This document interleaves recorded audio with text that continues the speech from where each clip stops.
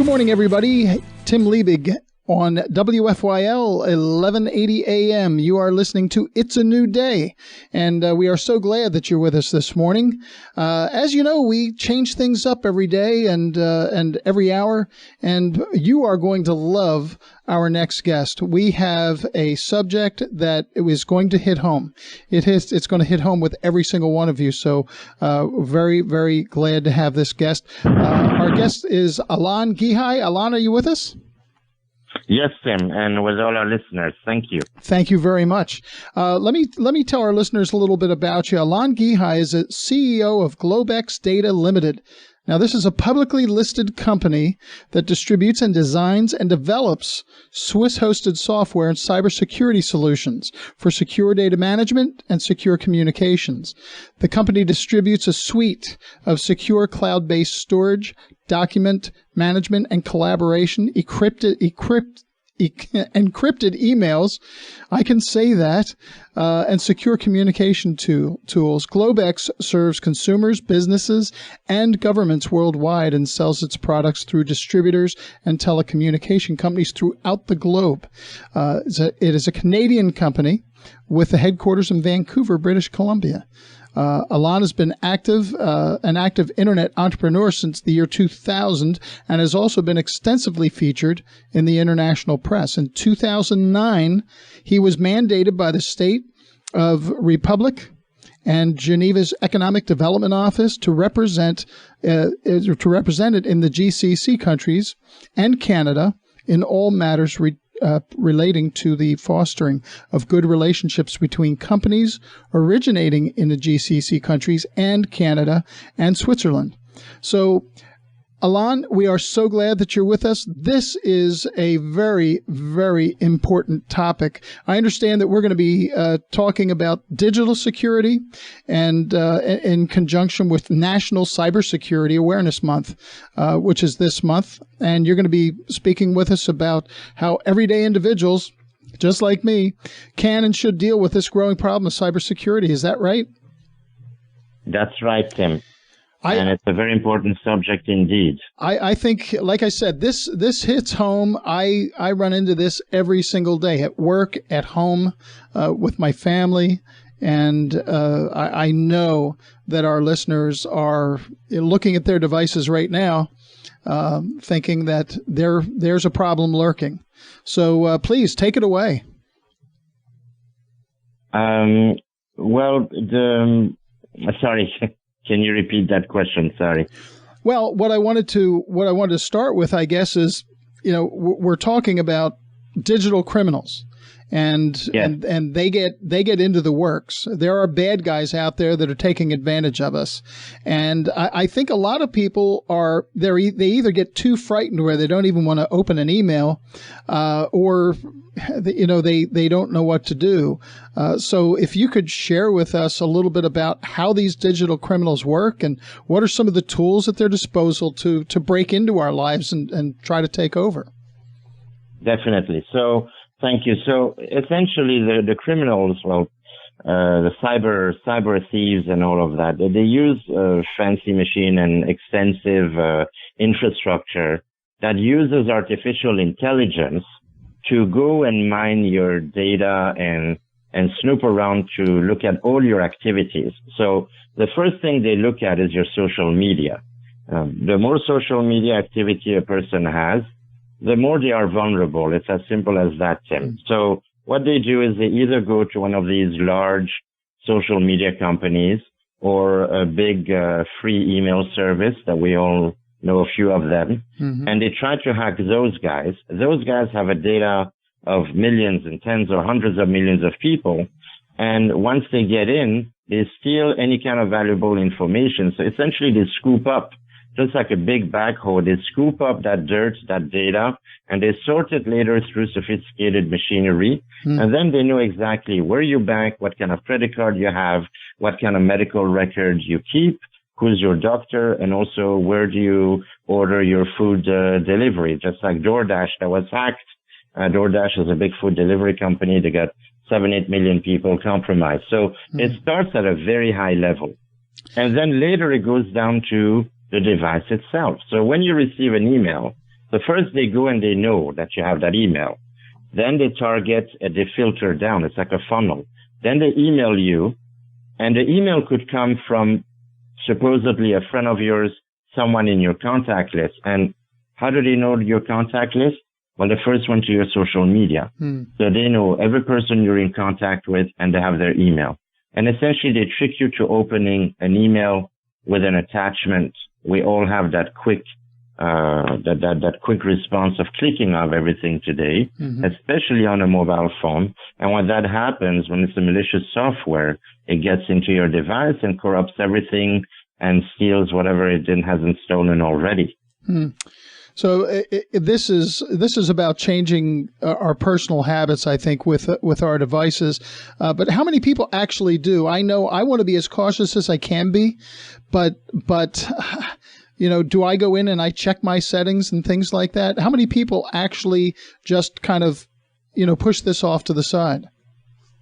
Well, very few people. That's why we need to do a ton of these kind of interviews, Tim. What happens, what you just mentioned about your setting, that is a very intelligent thing to do. The settings on our devices are always preset, a little bit less now, but they're always preset on you basically giving away your location and everything else.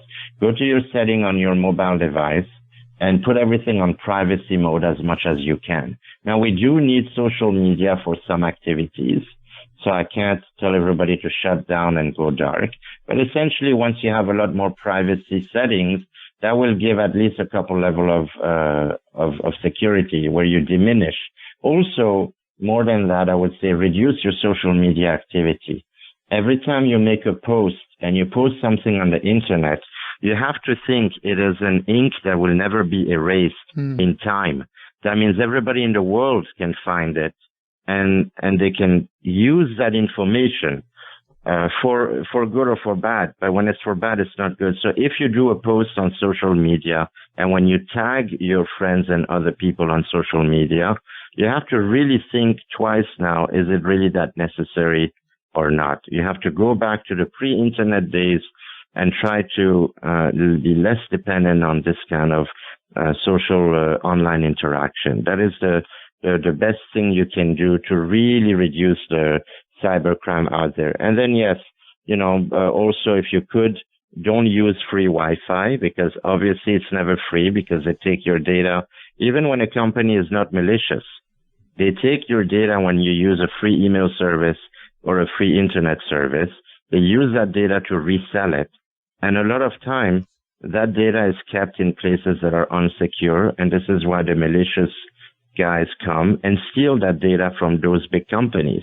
It's not so much that the companies are bad, but they have your data and there's nothing you can do about it. So use a paid service when you use an email, use encrypted Wi-Fi, or use your 4G on your phone, and use a password manager to generate complex passwords and change them frequently. So all of that is going to cost money, Tim. But, if you spend, I'd say $10 to $15 a month, we spend that on Netflix, right? Well, now, the new thing is going to be you're going to spend your $15 a month to reduce your cyber vulnerability. Well, that certainly makes more sense. And we've heard about all these big companies that are gathering our information and what you said about the free Wi-Fi, those sort of things I've heard before. But I think like a lot of people, I'm just an average guy. I'm just an average person. I'm not the one they're going to be targeting. I don't have a huge bank account. So the bad guy's going to see that and move on, or we're all at risk. And I think you're going to tell me we're all at risk. It doesn't matter who we are.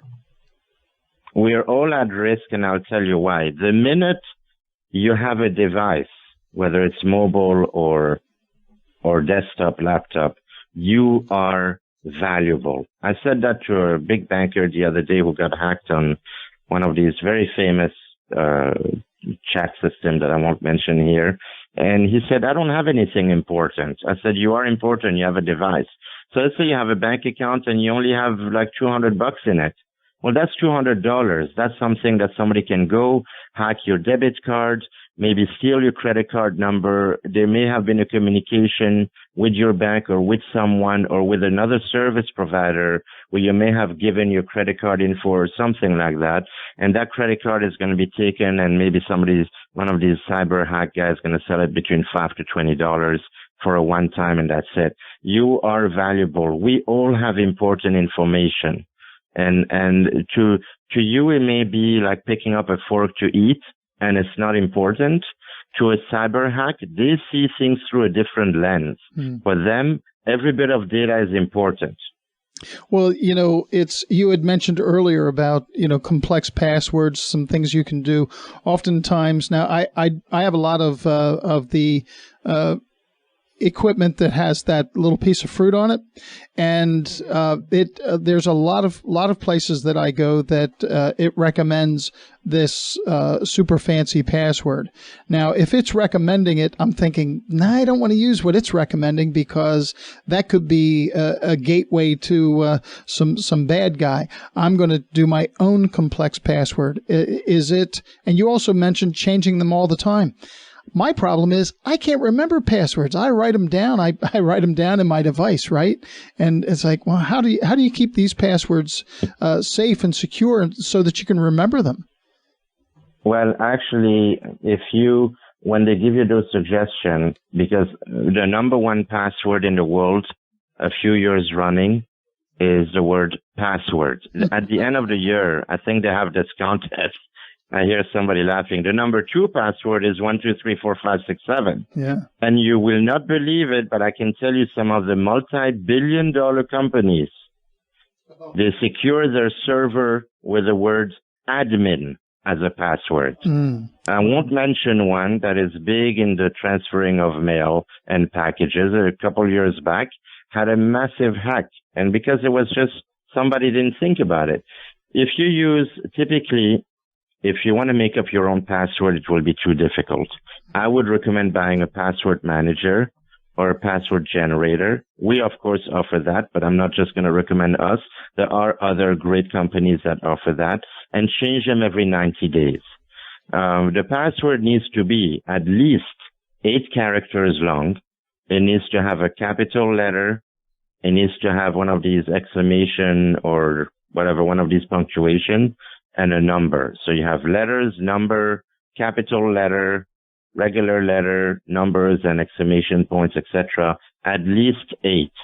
If you have 13, it's better, 11 to 13. But minimum is, I would say, 8 today. The reason why they have to be so long is because the machines are more sophisticated.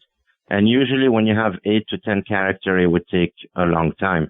There is a theory now that sentences are better protected than fancy passwords. So a sentence would be, but again, the tricky part is that if you're on social media, those artificial intelligence machines will know that you may like to go to the beach on a Sunday and you like fish, and they're going to do probability if the word fish and beach and, all of that are in it. It gets very complex. I know there's companies out there that, again, it's going to be a budget. You want to watch your Netflix, you pay for services, you want to reduce your hack, you want to reduce your identity theft. And identity theft is going to cost you, just to fix it, over $30,000 by the time you're done. So paying $15 a month is actually a good compromise. I'm not saying everybody can do it, but if you cannot do that, at the very least, don't put your passwords on your device and use an 8-character password and change it at the very least twice a year. Wow. Well, it's very concerning that we have to do this, but I know that you're going to give us some even more ideas. Thinking about individuals, but there's also a lot of business owners that listen to this program. What about the businesses and these other institutions? What can they do? You mentioned that there's some very large businesses that are doing some very silly things when it comes to passwords. Yes. And for example, why do you hear about this delivery company, DoorDash, that got hacked? Well, because at the server infrastructure level, they were not secure. So one of the things that, and I want to get back to the business in a minute, as an individual, when you order stuff online, and a lot of time they say keep the card on file, whether you do a hotel reservation or you order food delivery, never keep the card on file. Never have the system remember the credit card. Always re-input your card. And I want to say something, Tim. We are becoming lazy. It takes an extra minute or two to re-input the card every time. But having the card in the system where you buy stuff most of the time is a lot easier because you don't have to re-input. Well, guess what? When that company gets hacked, you have to change your life almost. Your credit card, your social security is compromised. Who knows? So going back to the businesses, if they lose data, even temporarily, they have a risk of bankruptcy and shutting doors. Data is the lifeblood of businesses, and businesses have no excuse. It takes nothing for them to spend between $15 to $50 a month to secure everything from file share, their backup of their file, creating passwords, and having an encrypted email system. There is no excuse for a business not to do that. They're already used to paying for software as a service, like a CRM system or a contact management tool, email management, etc. Sure. Now it's part of a budget, and it needs to be out there. It needs to be known that you need to allocate a part of your annual budget for cybersecurity. You have no choice. A lot of small businesses don't have the resources of these big companies with their IT department. This is why small businesses need to look at companies like us or others and say, you know what, I'm just going to spend X amount every month, but they're going to take care of my stuff, right? My data, my email, etc. And then, that's the best you can do as opposed to hiring an IT manager and having to have servers of your own, which costs a lot of money. It could be in the hundreds of thousands of dollars. So SMBs mostly, they have no choice. They have to buy monthly, yearly services like the ones we offer. Large corporations need to have a very strict mandates, due diligence, and also implement the regulation. A lot of time is they have these rules and then they don't implement them.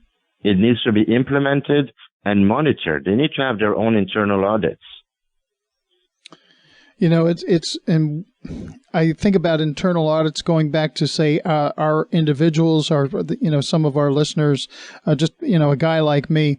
My wife does this all the time. She goes, how do you know it's okay? Well, I go in and I check my bank account often, and I look for any changes in the bank account and on the credit card.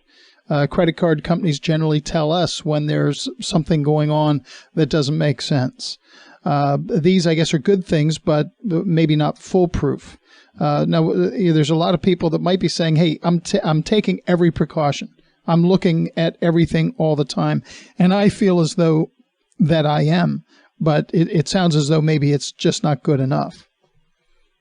It's never enough. In this business, if you start doing at least one thing, you're ahead of most people. So that's a really good thing to even try to do something. We live in a world where we cannot be complacent about cybercrime. I mean, that's how it is now. So you have to always be on top of things, be vigilant. It's unfortunate, but that's the price we pay for using technology. Mm-hmm. When we didn't have the internet and we disappeared for 6 hours during the day and nobody could reach you on a mobile phone, you did not have those issues. Today, we're reachable 24/7. I also recommend people to take a break from the mobile device, at least when you're home or at night, if you can, because, it's okay not to be in front of your phone for about 8 hours a day while you sleep. And, it's important because not only I can get into bigger things where your microphone could be activated, your camera on your device could be activated. So, I would put protecting the camera so it's blacked out, put a sticker, do something. But cameras on phones are very easy to be activated. So as an individual, I would watch out for those kind of things. But definitely, as businesses, we have no choice. We have to spend money to protect our business, which also is protecting our clients' data. If a business cannot function, imagine if their computer shut down and all of their file and their invoices and their backup is gone. Imagine it's the end of a business. Sure, absolutely. Well, tell me, Alain, what are some of the easiest and most effective ways that we can protect ourselves from cyber theft? I have about 4 or 5 things that you guys can do. Won't cost you much. Number 1, reduce your social media footprint. I can't stress that enough. Number 2, do not use free Wi-Fi and unencrypted Wi-Fi. Even the hotel Wi-Fis are mediocre at best. 3, definitely buy an identity theft protection tool or a password manager generator. You need that, and that generator will help you change your password, etc., and create strange, complex ones. And number 4, really use common sense. Try to think before you start going online and giving away your life and all that stuff. And number 5, if you use banking applications, don't use them with people around you. Don't use free Wi-Fi when you do financial transactions. When you go on a website to buy something, make sure it has the HTTPS at the beginning, because that means it's a secure site. We do a lot of shopping online, and Christmas is around the corner. Right after Thanksgiving, it's going to be, shopping season in a heavy way. And I think people should look at these little scam and these little tricks that cybercrime plays. There's going to be a massive increase in cybercrime in the next 60 days going on to the shopping season.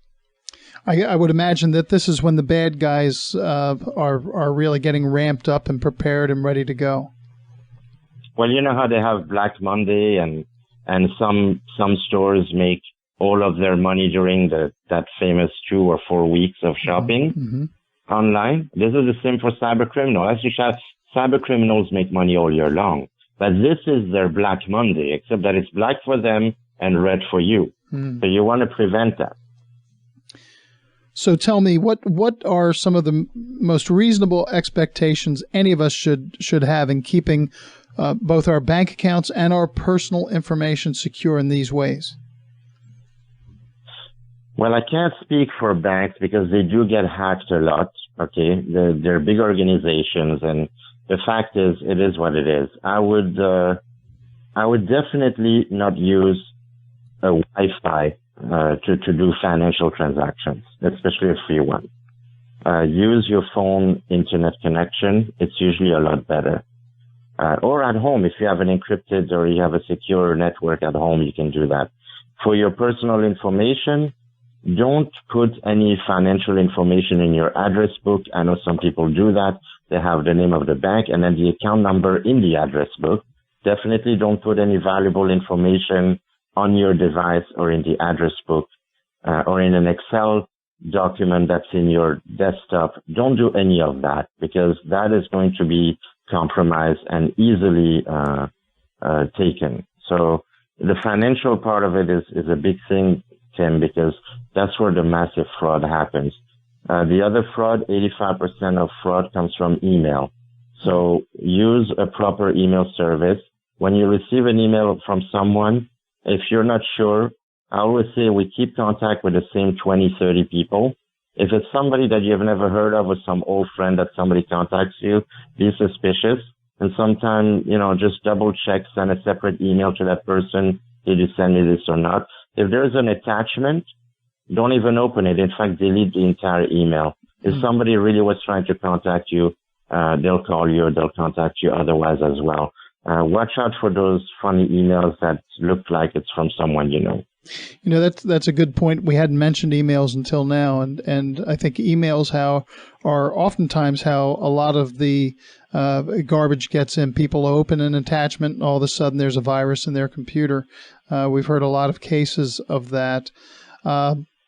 Now, you had mentioned about, I want to give our listeners an opportunity. Where should they go? I love the idea of, a password generator and, identity theft protection. Are there any that you would recommend? And of course, what you have to offer from Globex, can you share that with our listeners? Sure. So full disclosure, we work with a company called Guard Street. GUARDSTREET. You go to guardstreet.com. They offer 3 different identity theft protection tools. In their digital safe with the email and the virtual vault is embedded in there. And they get it for a great deal. I think it's under $9 a month. That's where it starts. $7, maybe under $8 a month. It has a password manager. It's got our Swiss hosted encrypted email, virtual vault, and a few other things. So that's the cheapest one that I know that is reliable. Going on the higher end of the scale, you can go to our website, digitalsafe.com. That's a very easy name to remember. So digitalsafe.com. And then you can purchase the whole safe. It tells you what it is. It has everything from file backup all the way to password, and it comes with that encrypted email. It also has the password manager. There are other services. I think LifeLock is one of them. Belongs to one of the big antivirus companies now. They charge, I think, more than Guard Street. I would go with Guard Street because you get the data backup virtual vault. You get it for $8 instead of paying us $50 a month.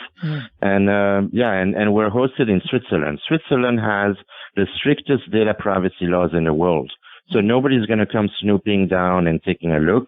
And we don't sell your data and we don't mine your data. So, as low as $8 a month, really, guardstreet.com, you go and you buy the smallest package and you're set. It's kind of like the Swiss Army knife of protection tools. I like that. And it's a Swiss hosted. One last thing, sorry. Yeah. It's Swiss, sorry. It's Swiss hosted, because we have the strictest privacy laws. And we don't use any third-party infrastructure. We don't use Google Cloud, Amazon Web Service, or Microsoft and all that. We have our own infrastructure in Switzerland where some of the biggest banks in the world and the United Nations organizations are hosted. So it's quite the thing. An individual can get the same protection as a multinational.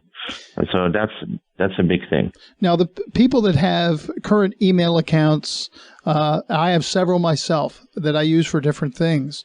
Would they be no longer? Would people have to change their email accounts?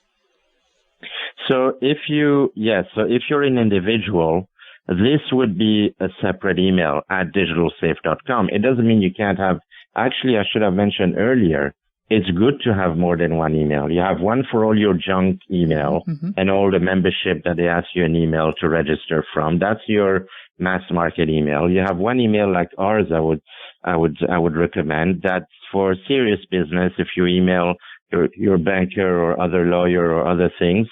Also, our email lets you have 5 gigabytes when you transfer every time, so that's huge.